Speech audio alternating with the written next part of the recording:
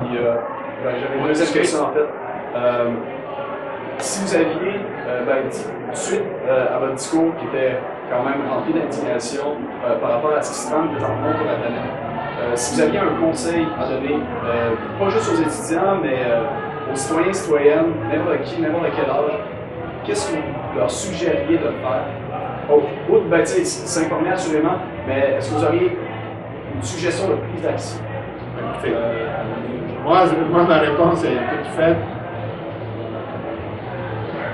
Humanas actiones non redere neque de pescaris intelligere.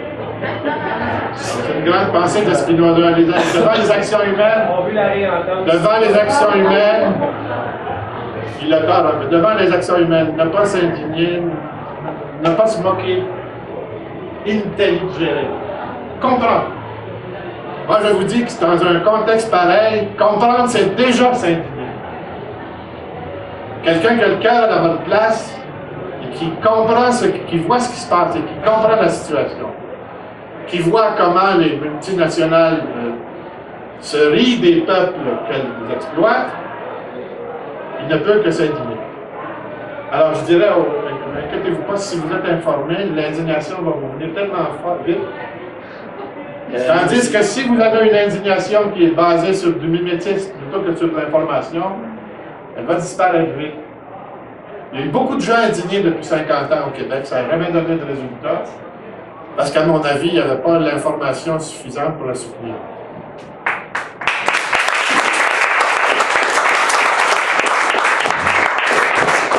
Je voudrais savoir le nom du film de M. Léger. Madame, c'est True Story. True Story. C'est T-R-O-U.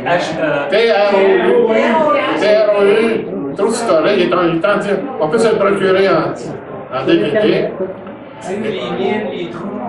On peut se le procurer en DVD. Moi, je vous suggère d'organiser avec vos amis des rencontres sur le sujet en question, en commençant par un visionnement du film en question. Si vous n'êtes pas allumé, ça va vous allumer. Oui. OK. Moi, j'ai le malheur d'avoir manqué la majorité de votre présentation, mais j'ai quand même un petit témoignage qui va avec la dernière phrase que vous lui avez dit. C'est à propos du gain d'informations possible. J'ai un ami qui est directeur d'un comité assez important à la Côte-Nord, qui est paragouvernemental. Puis lui, dans le fond, il faut qu'il s'assoie à table avec les grosses minières, les forestières, Hydro-Québec. Puis il y a un budget pas mal mince pour faire face à toutes eux autres. Il avait cherché à une manière un petit peu détournée pour essayer de comprendre l'impact de leurs activités. Il a cherché à avoir un détecteur à radon. Puis il s'est fait mettre des bâtons dans les roues partout. Il n'a pas eu moyen qu'il se procure un détecteur de radon. Donc, plus d'informations pour pouvoir aller critiquer. Ça tombe dans l'oubli malgré l'indignation. En parenthèse, voyez ce que signifie le fait de faire des élections en été en matière d'information. Un de mes amis qui veut organiser à Québec une conférence semblable à celle-ci, mais à Québec, écrit à son réseau, la moitié des gens lui répondent « Je suis en vacances ». La conférence de Québec est peut-être compromise parce qu'on est en période de vacances. Juste ça! Empêcher l'information de circuler de cette manière-là en déclenchant des élections au début d'août, ça mérite un rejet inconditionnel.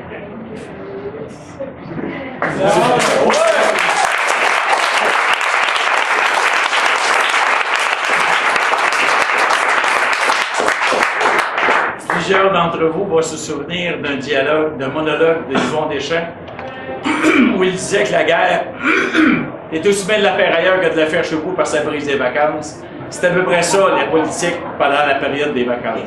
Oui, monsieur.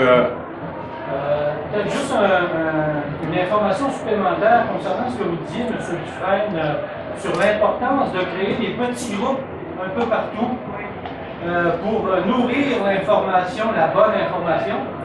Il y a un petit groupe qui est juste à côté de Sherbrooke, qui s'appelle Mine de Rien, qui a été formé à cause d'une situation, entre autres, qui est toujours en cours actuellement à Saint-Camille, juste à côté.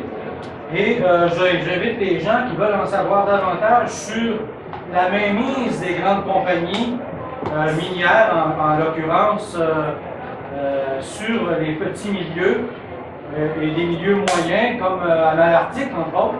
Mais ici, à Saint-Camille, il y a un site web très, très bien organisé, très bien articulé par des jeunes gens de Saint-Camille qui ont vraiment le souci du bien commun et le souci de l'information juste. Ça s'appelle orenestrie.org. Alors, merci. c'est une petite Je connais bien les gens de Saint-Camille, merci beaucoup. Je suis allé les rencontrer déjà, à ce propos-là, des petits groupes. Là. Imaginez un peu, eux, ils ont fait, les gens de Saint-Camille, sur cette question-là, ils sont en partie responsables du site, de la coalition qui a créé le site. Je vous recommande très fortement ce site-là. Ça s'appelle « Pour que le Québec ait meilleure mine ». C'est un site assez riche. Et entre parenthèses, c'est tous les membres de cette coalition, dont les gens de Saint-Camille, qui expliquent pourquoi il y a eu 200 000 personnes à Montréal le jour de la Terre. Moi, je tiens à remercier publiquement tous ces petits organismes qui ont fait ça bénévolement, parce que c'est rare que 200 000 personnes se mobilisent pour une question pareille. Et si j'éprouve à ce point le besoin de m'informer moi-même, c'est parce que je regrette de ne pas avoir pu participer à cette manifestation. Je vous propose... Je voulais simplement ajouter une chose, excusez-moi, juste parce que j'ai entendu des noms de sites web, pourquoi peu importe, hors en esprit, mine de rien, puisque vous avez dit, Jacques, laboratoire.ca, et puis pour que le Québec ait meilleure mine, True Story, bon, non, mais je parle des sites web, c'est pour simplement suggérer, tout le monde peut-être en train de se le dire intérieurement, mais qu'on se le dise et qu'on l'entende, ce sont toutes des plateformes potentielles pour continuer ce qu'on vient de commencer. Parce que là, Jacques, ce que vous venez de faire, c'est le début de quelque chose. Pour moi, mon rêve, c'est que ce soit le début de quelque chose qui soit irrésistible. Un incendie d'information. Un feu de forêt d'information. J'avais l'intention de... Aux Amis de la Terre, on a un petit local à côté du marché de solidarité qui peut contenir environ une trentaine de personnes. On a un écran, un canon qui peut projeter. Et s'il y en a parmi vous qui sont intéressés à organiser des groupes, lâchez-moi un coup de fil. Ça m'a fait plaisir de vous passer le local pour une trentaine de personnes. Gratuitement, il faut s'informer par rapport à ces sujets-là. Et c'est tellement important. On est en train de se faire avoir. Dernière question, parce qu'il est 8h30. Et oui, Pierre? C'est juste une information de Morancy, du Conseil régional de l'environnement, dont plusieurs parties ici. On lance une petite nouvelle, c'est pas garanti, mais on est en train de tenter d'avoir un débat des différents partis politiques, tant sur le régional qu'au national, sur les aspects environnementaux. Et c'est clair qu'on va essayer qu'il y ait certaines questions à ce niveau-là. Vous m'invitez comme animateur? C'est fondamental de tenter. On est tous des agents multiplicateurs. Dans les prochaines semaines, il va y avoir des lignes ouvertes. Je pense qu'il ne faut pas hésiter, en tant que citoyen, finalement, d'intervenir sur toutes les lignes potentielles et d'exiger qu'il y ait un débat public sur l'exploitation des ressources au Québec. C'est fondamental. Dernière question. Alors, M. Duval, Pouvez-vous vous lever, s'il vous plaît? Moi, une intention malveillante.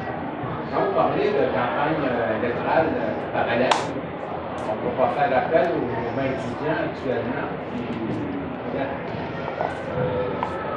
créer ou développer cette idée-là de campagne parallèle, parce que le mouvement étudiant il va reprendre le poids de la reine éventuellement. Alors, il pourrait, dans la campagne électorale, aborder des thèmes et tout ça. Ce mouvement étudiant-là ne pourra pas devenir éventuellement un mouvement politique. Mais ils n'ont pas besoin de nos suggestions pour aller dans cette direction-là. Deux petites dernières annonces. Le 29 août prochain, l'endroit n'est pas encore déterminé parce que il y a des disponibilités de salles. On cherche une salle gratuite, donc les Amis de la Terre font appel à la ville parce qu'on est membre. On est un groupe reconnu par la ville et on cherche un endroit où on va pouvoir faire une conférence avec M. Richard Lehir, auteur du livre des Marais, La dépossession tranquille. Et ça aussi, ça va faire partie de notre participation à la connaissance et à l'information. Je pense qu'on a de l'information à aller chercher, c'est excessivement important.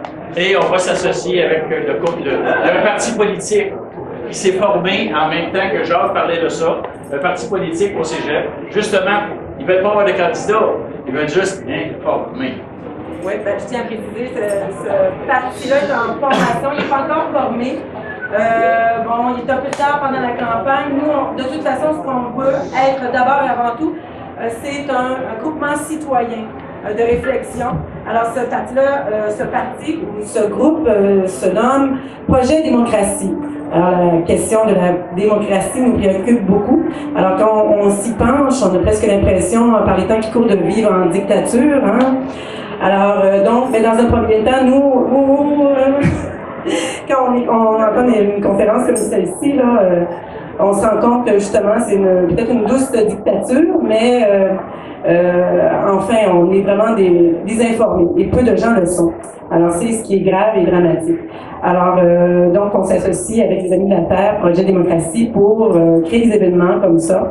Peut-être en terminant aussi dire que c'est un regroupement qui est né du regroupement citoyen Estrie-Côte-d'Arros. Alors, j'imagine que vous en avez entendu parler.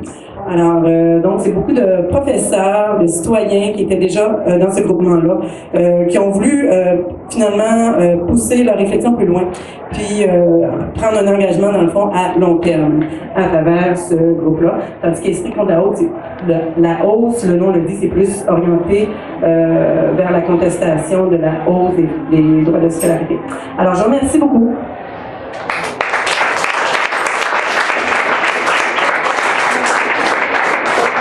Un gros merci à nos deux caméramens, Jean-Pierre et Gilbert.